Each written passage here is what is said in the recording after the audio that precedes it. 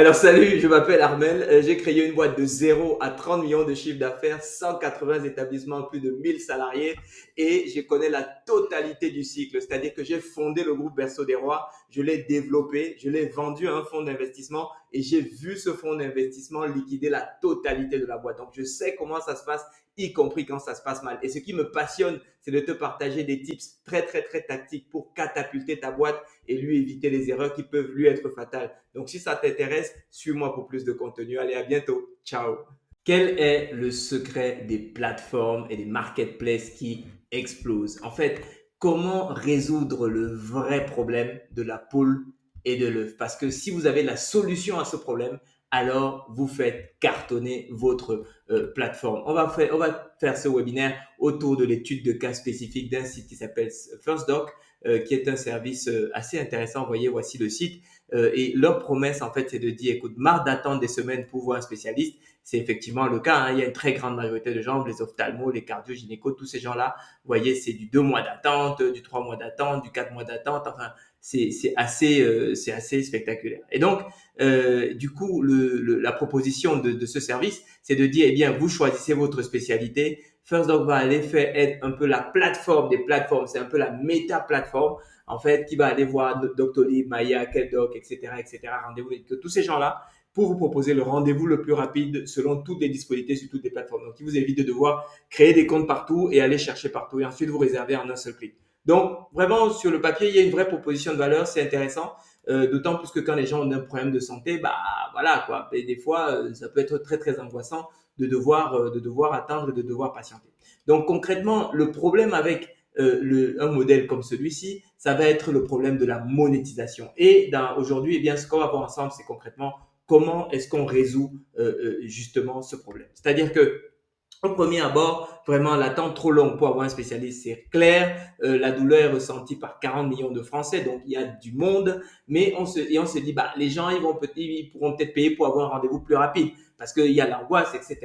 Sauf que, eh bien, la réalité, c'est que 90 fondateurs et 90% des fondateurs dans tout ce qui est plateforme, tout ce qui est marketplace font cette erreur. C'est que les utilisateurs finaux ne payent pas ou très peu. C'est-à-dire que les gens peuvent être très emmerdés par une situation, mais en pratique, les faire sortir 1 centime pour ça, la proportion de ceux qui va le sortir est très faible par rapport à la totalité du marché. Or, capter une masse de marché suffisamment importante pour que ceux qui veulent payer, eh bien, qu'il y en ait assez pour faire tourner la plateforme, en fait, c'est très difficile. Vous savez, aujourd'hui, même des plateformes type Airbnb qui sont pourtant mondialement connues, par exemple, des plateformes comme ou leurs concurrents Abritel, aujourd'hui, d'ailleurs, il y a une petite astuce là-dessus, et ça, je fais une petite digression, c'est que sur Airbnb, lorsque vous êtes hôte Airbnb, eh bien, vous recevez votre argent en une semaine ou 10 jours.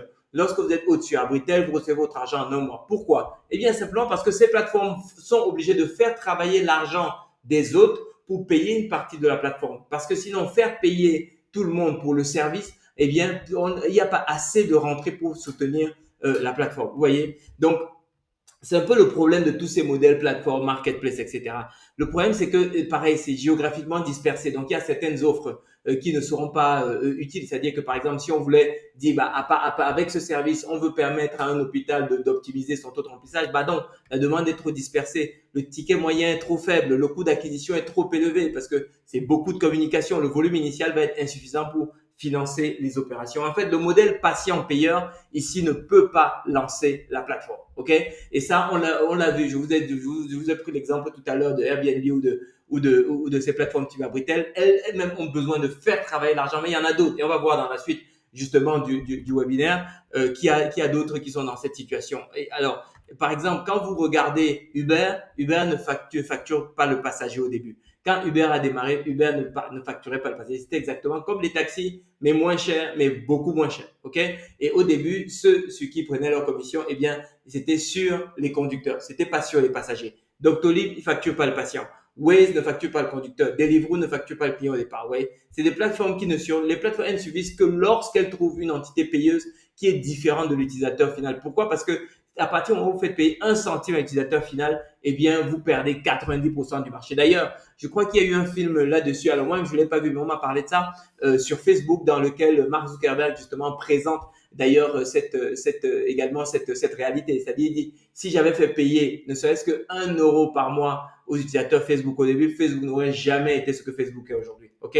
Donc ça, c'est la première chose qu'il faut très clairement se mettre en tête lorsqu'on est créateur d'une plateforme ou d'une marketplace. Ok, on n'arrive jamais à sortir un modèle économique où on fait payer l'utilisateur. La réalité du marché médical, en particulier dans ce cas FirstDoc, ok, c'est que les patients veulent certes un rendez-vous rapide, mais ils refusent de payer plus de 3 à 5 € pour ça. 95% des demandes vont être dispersées géographiquement. Certains jours, 0 demande dans une zone, etc. Et le supplément va coûter cher. C'est-à-dire que derrière, eh bien, ça veut dire que finalement, le business ne va pas être rentable si le patient était le payeur principal parce qu'il paye très peu et la proportion qui est même prête à payer ce peu-là est très faible. Le problème du B2B médical local, c'est que l'idée initiale, c'est de vendre des réductions de nos choses, c'est-à-dire qu'on pourrait vendre d'un point de vue local aux professionnels de santé locale, la réduction des no-shows, le remplissage des créneaux, la fluidification des rendez-vous. On pourrait le vendre aux praticiens locaux, aux hôpitaux, etc., etc. La réalité, c'est que les hôpitaux, ils vont pas payer pour des startups early stage. C'est-à-dire, une plateforme qui démarre, les hôpitaux ne vont pas payer pour ça. Le besoin, il est local, et alors que leur besoin est local, alors que la plateforme va être nationale, et la demande n'est pas seulement concentrée pour les établissements. Les cycles de vente sont de 12-24 mois. Donc, ça aussi, ça va être difficile à modéliser et à viabiliser lorsqu'une boîte est en train de démarrer. Ok. De l'autre côté, si les patients ne payent pas assez et si les hôpitaux, par exemple, ne peuvent pas payer, alors qui doit payer? Vous voyez? Et c'est la question qui tue et qui va faire, ou c'est la question qui va littéralement tuer ou faire réussir les plateformes. Donc, savoir trouver le payeur de la plateforme. Alors, dans ce cas, en fait, ce qu'il faut, c'est vendre à une entité qui a un intérêt financier à réduire les délais d'accès aux soins, qui possède un budget, qui peut mutualiser les coûts et qui peut bénéficier de l'effet de masse. Et ça, ce ne sont pas les patients. Ce ne sont pas non plus les hôpitaux. Ce sont en réalité les entreprises et éventuellement les mutuelles. OK? Et voici pourquoi. Parce qu'en fait, les entreprises et les mutuelles, il y a 3 raisons fondamentales qui les mettent au centre du game. C'est qu'elles ont un intérêt économique immédiat. C'est-à-dire que, par exemple, moins d'absentéisme pour les entreprises, et les grosses entreprises savent chiffrer ces éléments ces éléments d'absentéisme, retour au travail plus rapide, réduction des maladies, etc., etc. Elles savent le chiffrer, donc elles voient vraiment l'intérêt. Deuxièmement, en fait, elles ont du budget pour la qualité de vie au travail et la prévention. 1 à 3 € par salarié par mois, vraiment, c'est quelque chose qu'on trouve assez fréquemment dans les entreprises d'une certaine taille. Et elles offrent la masse critique instantanée, c'est-à-dire une entreprise, tout de suite, c'est plusieurs centaines de salariés, parfois des milliers de salariés. Donc, fois 1 ou 3 € par mois, tout de suite, ça commence à créer un fonds de roulement qui permet à l'entreprise de tourner. Une mutuelle, c'est des dizaines ou des centaines de milliers d'utilisateurs auxquels on accède tout de suite sur un marché qui est très concurrentiel pour les mutuelles, les offres de santé entreprises. Donc, pouvoir se différencier avec une plateforme où elles peuvent dire aux entreprises, écoutez, si vous réservez chez nous, vos patients ont accès à des spécialistes en très peu de temps parce que, eh bien, nous, on le garantit ça. On a une plateforme qui ne fait que ça, etc., etc. Elles vont vendre plus de contrats de mutuelles aux entreprises et donc elles voient tout de suite le ROI de vous payer le service à vous. Donc, c'est la raison pour laquelle, pour moi, un service comme FirstDoc a un potentiel énormissime auprès de ces deux cibles-là. OK? Donc, et toute la question, quand vous lancez une plateforme, c'est vous, quel est votre client comme ça qui aura intérêt à payer, que vous pouvez identifier et que vous pouvez démarcher. OK? Donc, FirstDoc devient viable en changeant de payeur et non, en changeant le payeur, non pas le service. Le service c'est le même, mais c'est celui qui paye qui change. Au lieu de vendre un service, un faible ticket aux patients qui vont râler, etc., FirstDoc va vendre du temps gagné et de la santé améliorée aux entreprises, la réduction de coûts aux mutuelles, créer un avantage stratégique un avantage pour tous les salariés adhérents et un avantage pour les mutuelles et pour les entreprises qui adhèrent justement à leurs produits, de santé collective. Ok?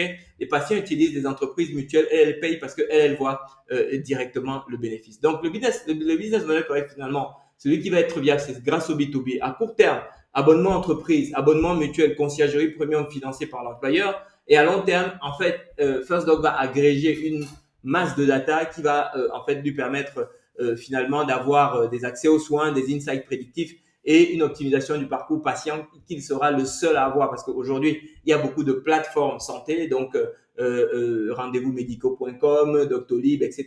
Mais aujourd'hui, j'ai l'impression qu'il n'y a pas de méta-plateforme comme ce que FirstDoc essaye de faire. Alors, le modèle finalement devient scalable, rentable, prévisible, sans dépendance aux patients payeurs, ce qui aurait été très difficile à faire, attractif pour les investisseurs parce que les investisseurs vont très vite faire le calcul et voir ce qu'ils ont à y gagner et capable de financer la conciergerie humaine, c'est-à-dire tout le travail qu'il y a derrière à faire pour pouvoir effectivement convertir, effectivement raccourcir ces délais et faire ce travail de fourmi qui consiste à comparer sur toutes les plateformes. Suffisamment de volume derrière pour enrichir la data et derrière avoir à faire une exit. Pour moi, First Doc, c'est typiquement une opportunité à probablement, je sais pas, 50 millions, quoi. C'est parce que c'est la première méta-plateforme de santé, là où il y en a plein qui sont en train de se taper dessus. Donc, c'est vraiment ceux qui arrivent à mettre la couche du dessus et avoir toute la data de tout le marché, ce que personne aujourd'hui ne peut donner. OK?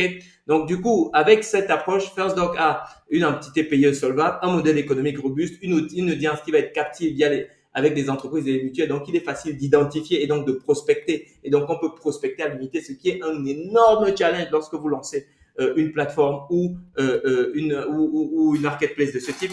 Une traction qui est possible dès le début, parce que très souvent, ce type de plateforme, le modèle économique qui est vendu aux investisseurs, c'est de dire, on va perdre de l'argent pendant 3 ans et peut-être que la quatrième année, on va vendre quelque chose. Le problème quand vous vendez un business comme ça aux investisseurs, c'est que vous allez être dilué très rapidement parce que les investisseurs qui vont accepter de prendre le risque n'accepteront de prendre le risque s'ils prennent une part extrêmement significative du gâteau. Alors que si vous pouvez avoir un modèle sur lequel vous proposez dès le début un moyen d'être rentable dès le départ, vous pouvez d'ailleurs démontrer un début de traction, y compris avant de rentrer les investisseurs, eh bien, vous diluez beaucoup moins et vous conservez en tant que fondateur une plus grosse partie de la valeur. Alors, la proposition unique ici, c'est de dire, écoutez, accès plus rapide aux soins financés par votre employeur, votre mutuelle, pas par vous, ok?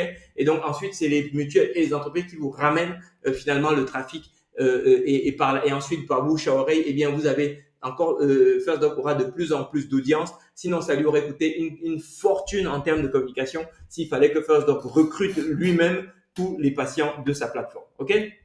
Alors, 3 étapes clés maintenant pour le déploiement réussi. 1, le lancement du formulaire initial. Il faut déjà un formulaire initial pour pouvoir exister. Mais ça, c'est déjà fait. Si vous allez sur la plateforme First Doc, vous avez déjà, vous voyez, quand vous venez ici, vous remplissez le formulaire, vous pouvez venir, vous pouvez tester. Vous pouvez tester vous-même, vous allez voir le formulaire qu'ils ont mis après.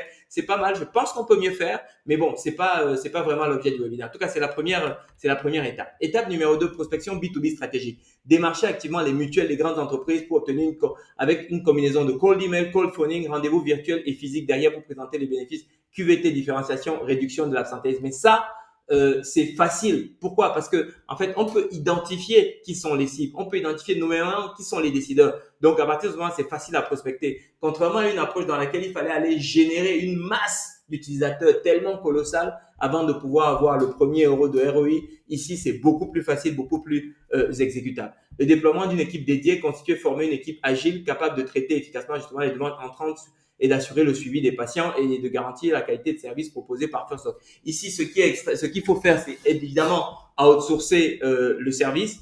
Et là-dessus, évidemment, c'est là où eh bien, voilà, l'outsourcing. Moi, par exemple, quand j'ai monté Berceau des Rois, eh bien, j'ai pu le développer de 0 à 180 millions de chiffres. Pourquoi? Eh bien, parce que j'avais trouvé une structure en offshore qui m'a mis à disposition les équipes que j'ai formées, que j'ai drivées donc ces équipes sont extrêmement matures, sont devenues extrêmement matures justement dans la capacité à opérer le business à un coût extrêmement maîtrisé, ce qui est la même opportunité aujourd'hui qui s'offre à ce type. Et tous ces modèles marketplace, etc., c'est absolument ce qui veut faire des vrais pros et vraiment, voilà, c'est vraiment des gens que je recommande très, très chaleureusement, évidemment. Alors, derrière, pourquoi en fait c'est essentiel? Parce que habituellement, une plateforme, on pense qu'il faut avoir une bonne idée pour réussir. C'est pas vrai. Les idées de plateforme, les idées marketplace, il y en a des wagons. Mais ça ne dépend pas de la techno. Vous voyez, je vous dis, aujourd'hui, First Doc, avec la page d'accueil qu'ils ont, un simple formulaire, ils sont prêts pour pouvoir décoller. Ce qu'il faut, c'est bien organiser derrière la prospection qui va leur permettre d'engranger les premiers niveaux de chiffre. La première page qui existe, elle est hyper crédible, elle est hyper propre. Mais l'identification du bon payeur, eh bien, c'est ce qui va distinguer les plateformes qui meurent des plateformes qui vont véritablement exploser. OK? Alors, maintenant, écoutez, quel que soit le business que vous avez, moi je m'appelle Armel et en fait, j'ai créé et développé une boîte de 0 à 30 millions, donc 130 millions de chiffre d'affaires, 186 plus de 1000 salariés. J'ai créé le groupe Berceau des Rois. Je l'ai de zéro, je l'ai complètement développé. Je l'ai vendu en fonds d'investissement et j'ai vu ce fonds d'investissement liquider la boîte. Donc, je sais comment ça se passe, y compris quand ça se passe très mal. Donc, ce qui me passionne, en fait, moi, c'est de trouver des actions tactiques et parfois, et de partager des actions très, très, très tactiques et parfois y investir pour catapulter, eh bien, les business, aujourd'hui, les entrepreneurs et surtout éviter les erreurs qui peuvent potentiellement te coûter très, très cher. Donc, si c'est susceptible de t'intéresser, n'hésite pas à me suivre et à me contacter. Je suis disponible sur les plateformes. En tout cas, mon équipe s'occupe de suivre tout ça. Sinon, mon mail direct, tu l'as également ici. Je te dis à bientôt et je te souhaite très bon succès dans tes projets. Allez, ciao!